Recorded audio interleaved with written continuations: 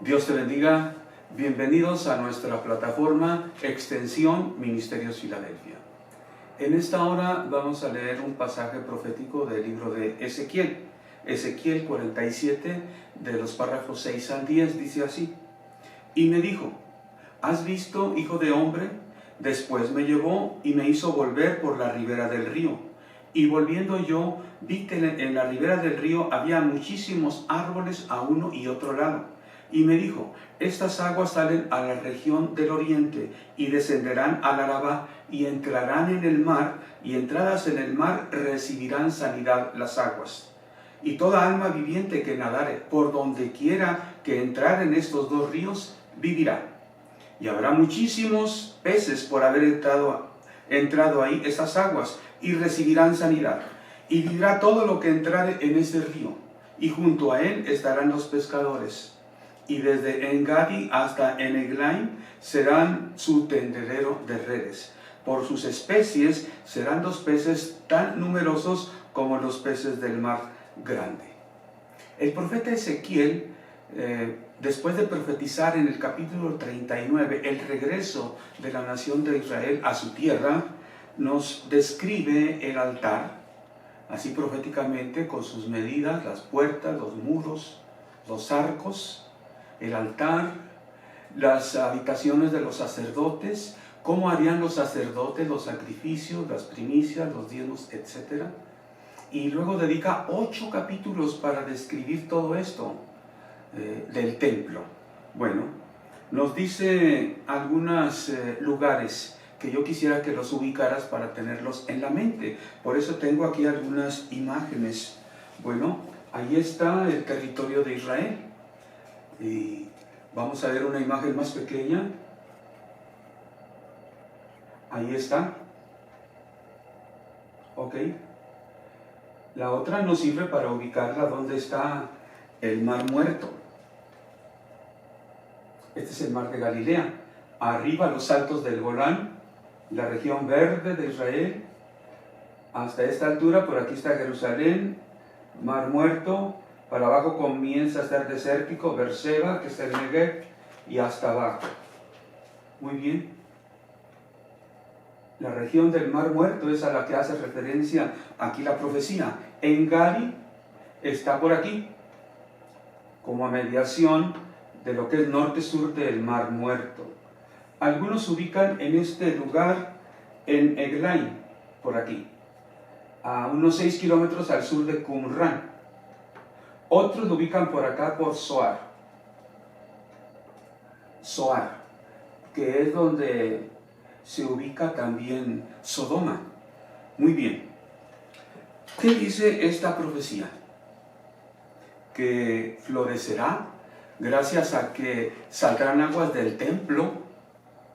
Midió Ezequiel el templo y vio cómo iba subiendo el nivel grande, al grado de que si él quería cruzar tenía que nadar. Un río se formó, llegó hasta el Mar Muerto, sale, ¿verdad? Por aquí está Jerusalén, viene el agua y entra al Mar Muerto y reciben sanidad las aguas, así lo describe Ezequiel. Y luego, al recibir sanidad las aguas, entonces hay gran multitud de peces. Bueno, ha habido muchos acontecimientos en los últimos años que hacen que el cristiano vuelva sus ojos y su atención a las profecías bíblicas. Bueno, en lo personal creo que algunas profecías efectivamente se refieren a cosas que se van a cumplir próximamente, tiempos ya cercanos, y algunas ya quedaron atrás. Algunas profecías son figuradas, otras deben entenderse literalmente. El problema es que muchas veces el cristiano menciona profecías que ya fueron cumplidas, o la interpretación es muy equivocada. A veces, en lugar de interpretar literalmente, interpreta de manera figurada, o en lugar de manera figurada, interpreta literalmente. Es algo muy difícil interpretar la profecía. Por eso dice Pedro que no debe ser de interpretación privada. ¿Por qué? Porque se presta para que, si no se pone atención, haya errores. Varias publicaciones hacen referencia a esta profecía que leímos y lo interpretan literalmente, otros figuradamente. Vamos a pensar en varias formas en que se interpreta esta profecía. Algunos dicen, esta profecía ya se cumplió cuando el pueblo de Israel regresó en tiempos de Esdras y Nehemías. Lo que no se cumplió, dicen, son algunos pasajes respecto al templo, porque no tiene las mismas dimensiones, los nombres de los sacerdotes que se mencionan no corresponden, de manera que eso se cumplirá en un futuro. Ok. Ellos dicen, ya se cumplió parte, solo falta de que se cumpla otra parte. Hay otros que interpretan toda la profecía de Ezequiel como diciendo, en un futuro se va a cumplir cuando venga el Señor Jesús por segunda vez. Y otros dicen, parte se cumplió cuando Esdras y Nehemías, parte en tiempos de nuestro Señor Jesucristo y parte en la segunda venida de nuestro Señor Jesucristo. Bueno, ¿cuál será más adecuada? Tenemos que pensar que si decimos que ya se cumplió todo el regreso de Israel, bueno, se referiría entonces tal vez a cuando con Esdras y Nehemías regresaron. Y en este caso, después dice el pasaje, cuando hayan regresado, se hayan multiplicado en su tierra, van a recibir sanidad las aguas.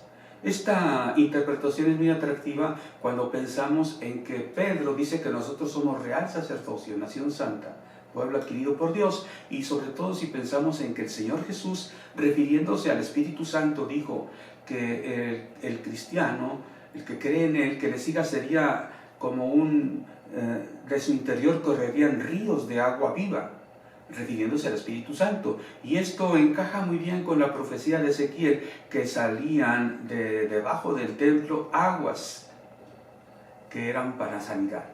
De esta manera, siguiendo con esta línea de interpretación, podemos pensar que el Espíritu Santo en la vida del creyente, en la vida de la iglesia, lleva bendición y salud y sanidad. Tendríamos que entender proféticamente entonces esto de que reciben sanidad las aguas, que los pescadores tienen mucho trabajo y abundancia de alimento. A mí me agrada esta forma, creo definitivamente que va por ahí. Hay muchas cosas que está difícil de entender. Algunos rabinos estudiando esta profecía dicen, bueno, que se venga alguien más avesado que yo, o que venga Ezequiel a explicarnos, porque hay muchos números que está difícil de entender. Yo a lo que quiero hacer referencia es que el día de hoy, bueno, hay una comezón de oír.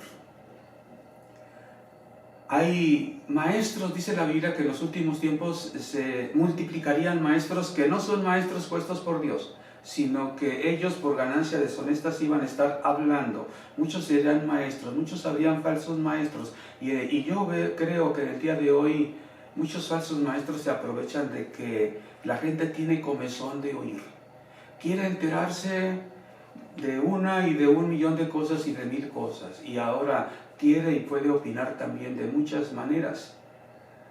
He leído cosas que no tienen fundamento. Por ejemplo, hace días se leía, o hace 1 o 2 meses, que un río secreto, así le pusieron, había sido descubierto, un río que iba precisamente al Mar Muerto. Y otra vez algunos decían, la profecía se cumple. Lo cierto es que este río, entre comillas, es como si fuera un canal, es un río, pasa por un lecho natural, tal vez ya estaba ahí desde antes. La Biblia nos habla de ríos que había, Flavio Josefo nos describe ríos, un río que incluso tenía aguas la semana y el sabbat no tenía agua. Bueno, no sé de qué naturaleza sea la geología ahí. Lo cierto es que hay un río, ese río disque recién descubierto, vinieron reconociendo después autoridades, eso tiene mucho tiempo. Y esa agua es la que utiliza una empresa en sus trabajos para la extracción de sales. Y es el desecho y llega de nuevamente al mar. Esa agua que es el reflujo, la utilizan y luego la canalizan de nuevo allá. Pero muchos se la creyeron, es un río nuevo, recién descubierto, es que Dios nos quiere dar este río y es para sanidad de las aguas y cuántas cosas. Hace algunos meses leía trompetas en el cielo, ángeles tocaban trompetas en Jerusalén, arriba del sepulcro del Señor Jesús. A raíz de que se abrió la catedral del llamado Santo Sepulcro y salieron ahí disque trompetas. Buscando en internet vi que esa noticia era un recalentamiento, era una edición reeditada. Ya habían sacado ese cuento de que trompetas de ángeles tocando en el cielo en Jerusalén y no sé cuántas cosas. Otros ven por allá el rostro de Jesús en una nube y cuántas cosas.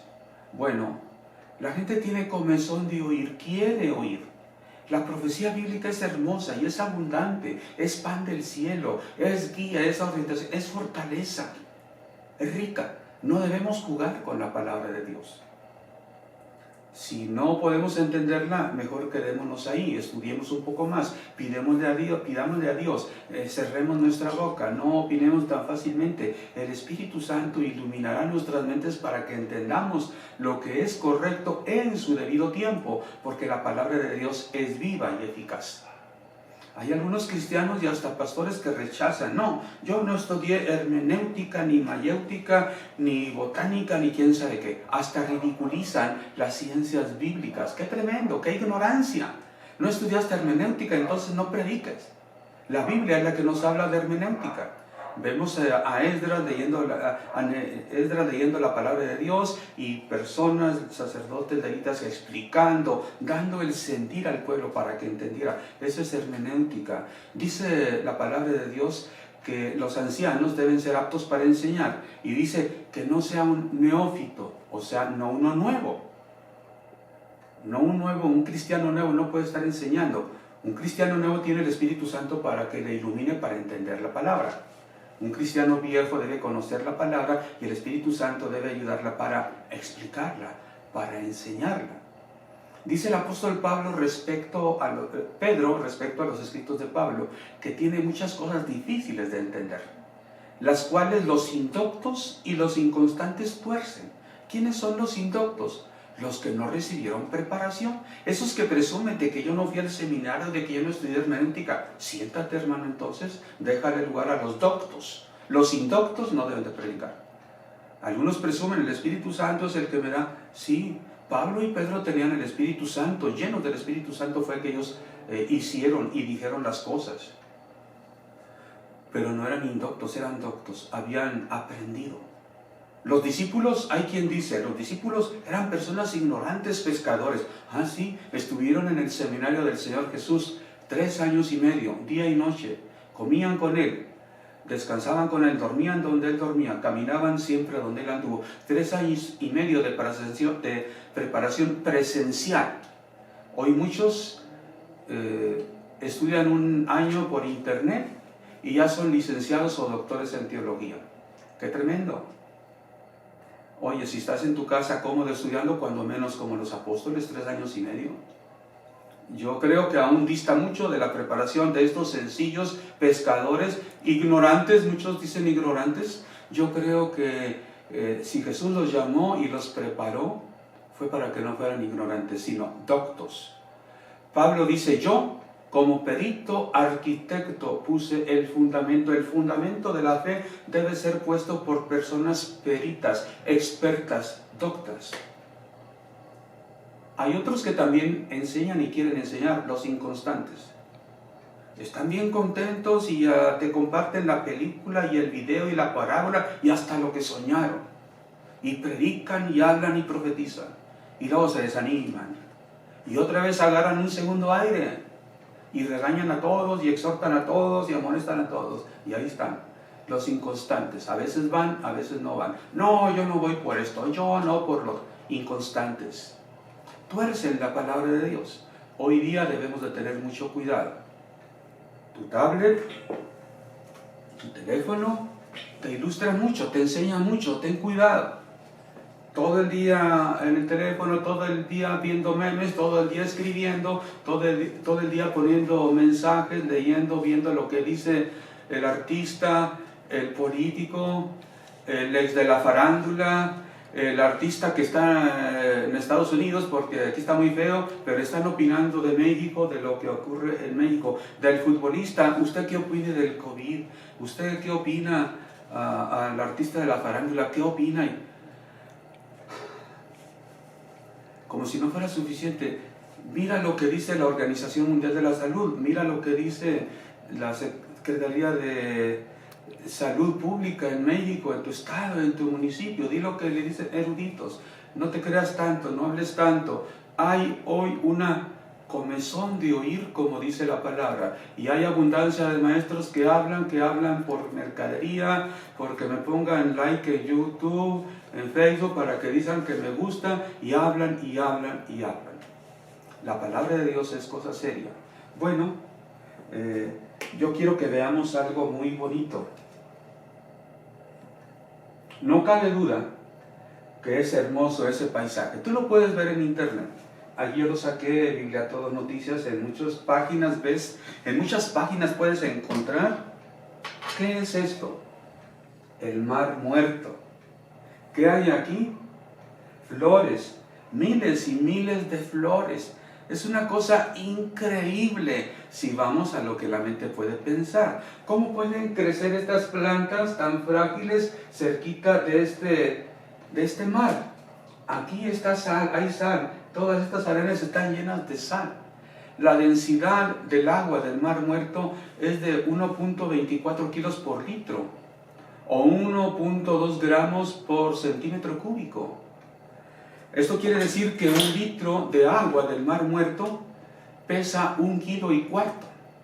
El agua de la llave, el agua natural, o más exactamente el agua destilada, pesa 1 kilo el litro. Hablamos de densidad en estos términos. El cuerpo humano tiene una densidad de 0.95, o sea que es más ligero que el agua natural. Si tú te metes a una alberca, a una playa, a cualquier lugar, si tú te pones como tabla, dicen de muertito, tú puedes flotar, aunque no te muevas. Hay veces que te desbalanceas y es así, te puedes hundir y a veces tienes que patalear un poquito. Pero bueno, en el Mar Muerto no tienes que hacer ningún esfuerzo. Si te quieres sumergir vas a batallar por la densidad que tiene. En palabras que se entienden más fácilmente, 4 litros de agua del Mar Muerto pesan lo que 5 litros de agua de la llave de tu casa. Bueno, esto es por la tremenda cantidad de sal que tiene. Imagínate que a 1 litro de agua le echaras 1/4 de sal, la revolvieras y bueno, va a ser más volumen, ¿verdad? Bueno, tírale lo que le sobra de litro. Eso es el agua de ahí.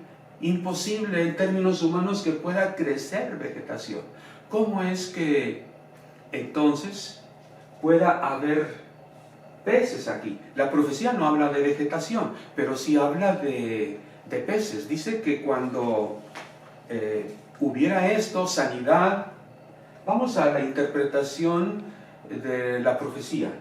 Cuando reciban sanidad las aguas, el Mar Muerto recibirá sanidad. Entonces, los pescadores podrán tender sus redes.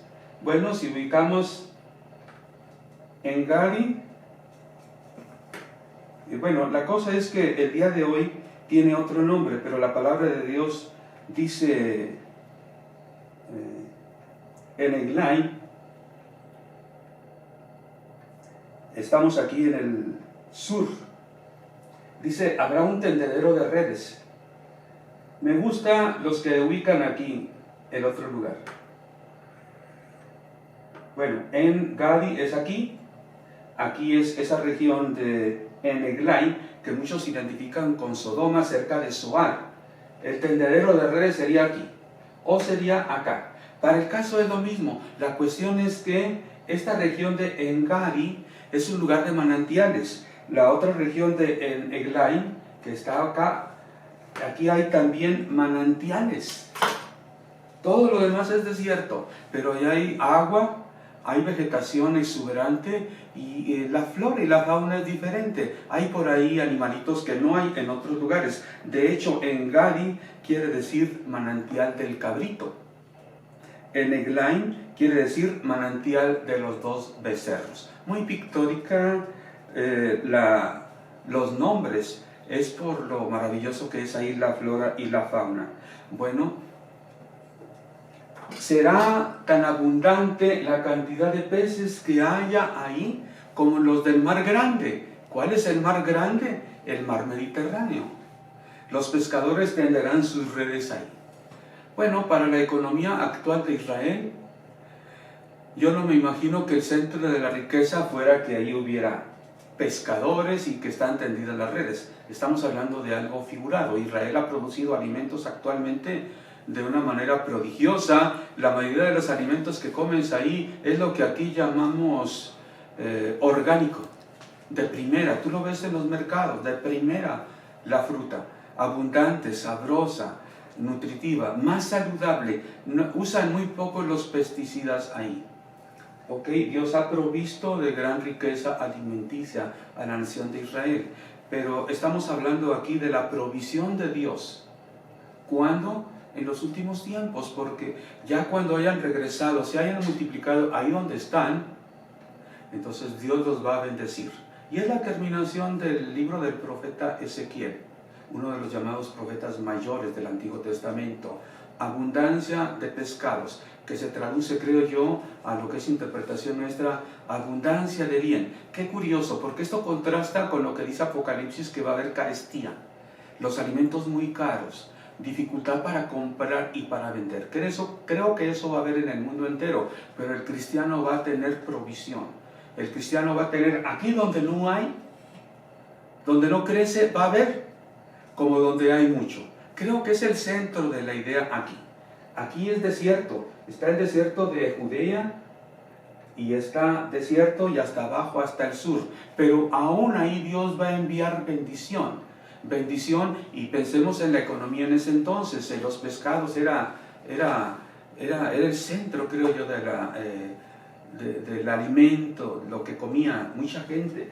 Como si estuvieras en el Mar Grande y vas a tener abundancia de peces. Los que están en el desierto, ¿qué serán los que están en los altos del Golán? ¿Qué serán los que están en lugares más verdes? Vemos aquí como verde, verdor. Aquí donde hay escasez, donde no crece nada, va a haber abundancia porque el agua del templo va a salir.